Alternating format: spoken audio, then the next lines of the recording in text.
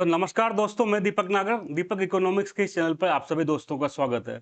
आज दोस्तों हम एक बहुत ही इंपॉर्टेंट टॉपिक पर डिस्कस करेंगे, वो है इंडिया का एक्सटर्नल डेट। एक रिपोर्ट आई है, बेसिकली इंडिया का एक्सटर्नल डेट पे एक रिपोर्ट आई है, भारत सरकार ने जारी करी है, मिनिस्ट्री ऑफ फाइनेंस।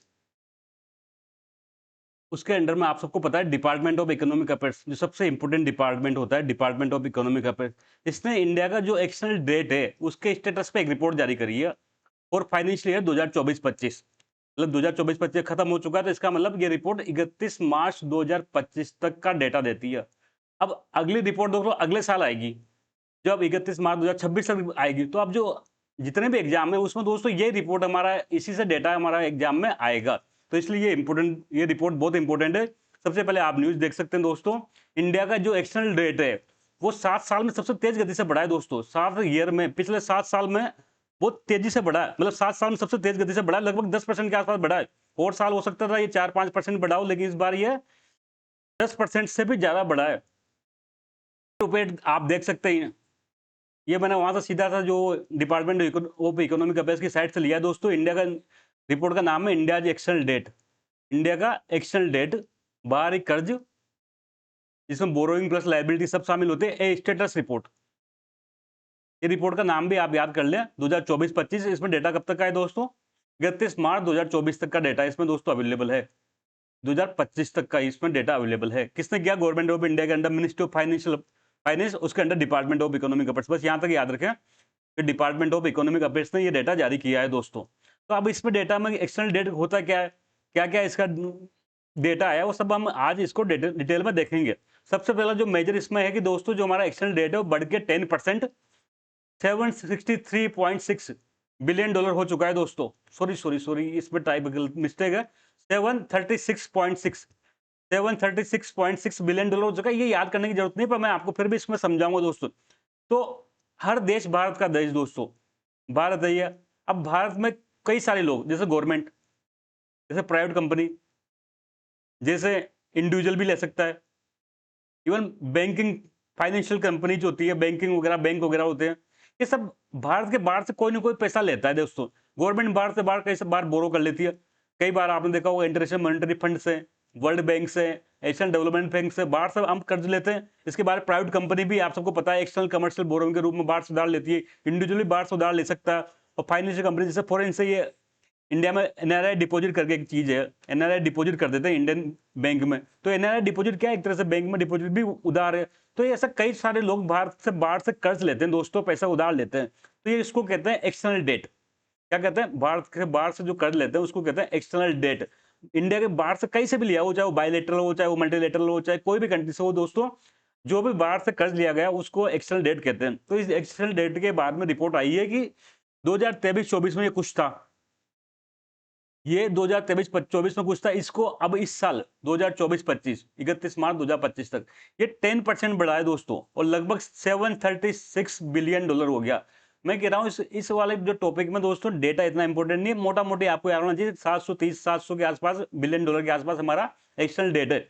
और ये 10% की ग्रोथ से हुआ है, जो 7 साल में सबसे तेज है। इससे पहले ये बढ़ता था तो 2-4-5% के हिसाब से बढ़ता था, लेकिन ये 10% की ग्रोथ हुआ है। सबसे पहले देखो, आप ये देखो आज की न्यूज, इंडिया फॉरेन डेट जो jumps 10% to 736 billion dollar by March 2025। तो ये रिपोर्ट जारी करी है मिनिस्ट्री ऑफ फाइनेंस के अंडर में। किसने करी है? डिपार्टमेंट ऑफ इकोनॉमिक अफेयर्स ने करी है। रिपोर्ट का नाम है report India external debt status report 2024-25 है दोस्तों।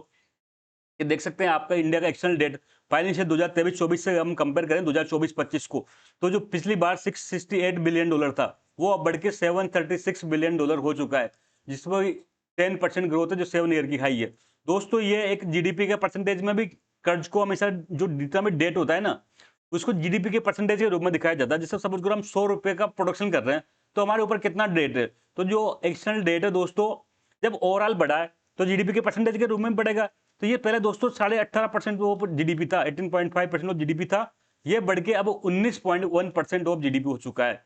तो ये फिगर इंपॉर्टेंट है दोस्तों, 19.1% ऑफ जीडीपी। अगर इतना भी याद नहीं रहे तो इतना याद रखें कि हमारा जो एक्सटर्नल डेट है वो 20% के आसपास, 19-20% के आसपास जीडीपी का है।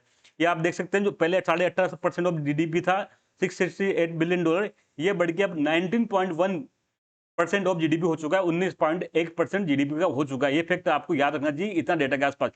दोस्तों एक ऐसा ही जो एक्सटर्नल डेट होता है इसको दो भागों में बांटते हैं। एक्सटर्नल डेट को दो भागों में बांटते हैं एक तरह से। एक होता है शॉर्ट टर्म। शॉर्ट टर्म ऐसा होता है दोस्तों जो इसकी मेच्योरिटी पीरियड 1 ईयर के अंदर अंदर हो, विद इन 1 ईयर। एक होता है लॉन्ग टर्म, जिसकी मेच्योरिटी पीरियड 1 साल से ज्यादा हो, मोर देन 1 ईयर हो दोस्तों।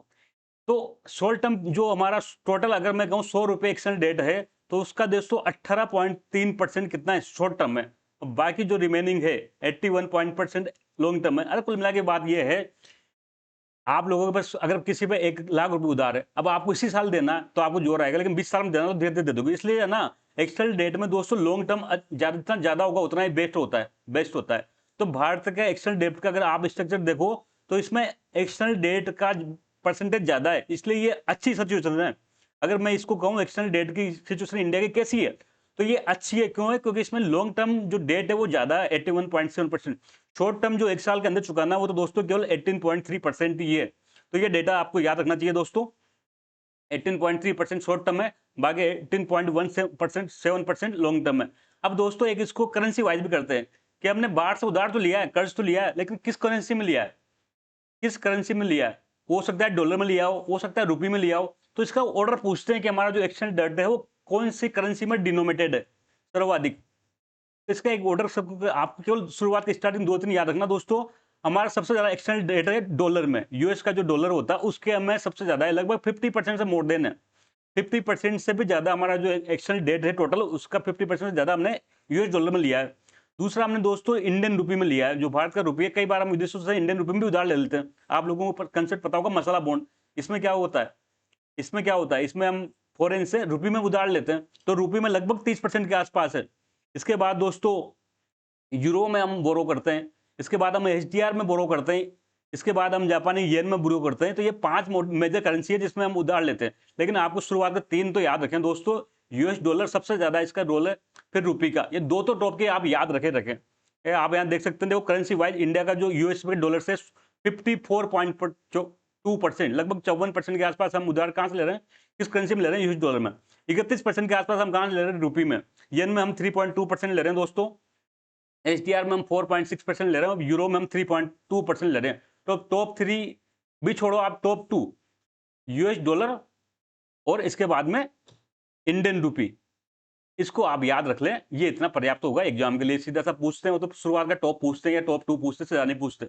इसके अलावा दोस्तों जो हमारा टोटल 736 बिलियन डॉलर के आसपास हमारा ऊपर एक्सटर्नल डेट है, इसमें कौन कौन सा लेता है, तो सबसे ज्यादा जो मेजर पार्ट है दोस्तों नॉन फाइनेंशियल कॉर्पोरेशन का। नॉन फाइनेंशियल कॉर्पोरेशन मतलब एक तरह से इसको मैं कह दूं प्राइवेट सेक्टर की कंपनी के द्वारा, प्राइवेट सेक्टर की कंपनी ने लिया मुझे 261.7 बिलियन डॉलर। ये याद नहीं रखना, केवल समझने के लिए आप देख लो। टोटल उसका कंपोजिशन में देखें तो सबसे ज्यादा लोन लिया है दोस्तों नॉन फाइनेंशियल कंपनीज ने। उसके बाद गवर्नमेंट ने लगभग 168.4 बिलियन डॉलर का बोरोविंग करी है। इसके बाद डिपॉजिट टेकिंग कॉर्पोरेशन, इसमें बेसिकली बैंक वगैरह आ जाएंगे, इन्होंने 202.1 बिलियन डॉलर का उधार लिया दोस्तों। तो आपको इसमें एक ही याद रखना है कि सबसे ज्यादा जो इसमें कंपोनेंट है ना वो दोस्तों वो नॉन फाइनेंशियल कॉर्पोरेशन का, मतलब एक्सटर्नल जो कंपनीज है ना, कंपनी इंडियन कंपनी बाहर से उधार ले रही है, वो सबसे ज्यादा उधार ले रही है। इसके बाद दोस्तों हम आगे बढ़ते हैं। कंपोनेंट्स में सबसे ज्यादा देखो तो लोन्स का कंपोनेंट सबसे ज्यादा है। जो बाहर से हम लोन ले रहे हैं, हमारी कंपनी बाहर से लोन ले रही है, उसका 30% 4% है। इसके बाद करेंसी एंड डिपॉजिट है। करेंसी एंड डिपॉजिट में मैंने बताया, बैंक में एनआरआई पैसा डिपॉजिट कर देते हैं इंडिया में, तो एक तरह से डिपॉजिट क्या होती है, बैंक के लिए बोरोइंग होती है। फॉरेन के आदमी ने या जो बाहर रहने वाले आदमी ने इंडियन बैंक में डिपॉजिट किया, तो एक तरह से वो क्या बोरोइंग है हमारे लिए। तो सबसे ज्यादा तो लोन्स में पैसा आता है, फिर उसके बाद करेंसी एंड डिपॉजिट में आता है, उसके बाद ट्रेड क्रेडिट में आता है, और डेट सिक्योरिटी में जो इंस्ट्रूमेंट जैसे बॉन्ड वगैरह जारी करके पैसा इकट्ठा होता है। इसके बाद दोस्तों एक इंपॉर्टेंट चीज है forex to external debt ratio. ये याद रखना दोस्तों, फॉरेक्स टू एक्सटर्नल डेट मतलब सपोज करो जो हमारा फॉरेन होता है, विदेशी मुद्रा भंडार होता है, फॉरेन एक्सचेंज रिजर्व विदेशी मुद्रा भंडार होता है, उसकी तुलना में हमारा कर्ज कितना है, उसकी तुलना में हमारा एक्सटर्नल डेट कितना है, ये चीजें बताता है दोस्तों। सपोज करो देखो 4x होता है, इसके अपन अंदर हमारे पास क्या होता है, जितनी भी विदेशी मुद्राएं होती है उसके ओनर होते हैं।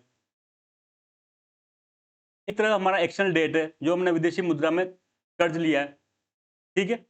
अब ये दोनों चीजें, एक तरफ तो ये था तो हम मालिक है, ये हम पे कर्ज है, तो हमेशा देखो दोस्तों फॉरेक्स ज्यादा होना चाहिए, फॉरेक्स की तुलना में एक्सचेंज रेट कम होना चाहिए। अगर हमारा विदेशी मुद्रा भंडार कम है और हमने गर्चा ज्यादा ले लिया तो हम चुका नहीं पाएंगे, लेकिन हमारे पास पहले से भंडार, यही बात होगी आपके है ना बैंक अकाउंट में या एफडी में या शेयर में कुछ 100 रुपए पड़े हैं, अब आपने विदेश उधार ले ले 90 रुपए, तो आपको कोई दुख नहीं है, इमरजेंसी में कभी भी आप 100 रुपए में से 90 रुपए चुका सकते हो। तो हमारा जो forex to exchange rate ratio है दोस्तों 90.2% है, 90.8% है दोस्तों, 90.8% है।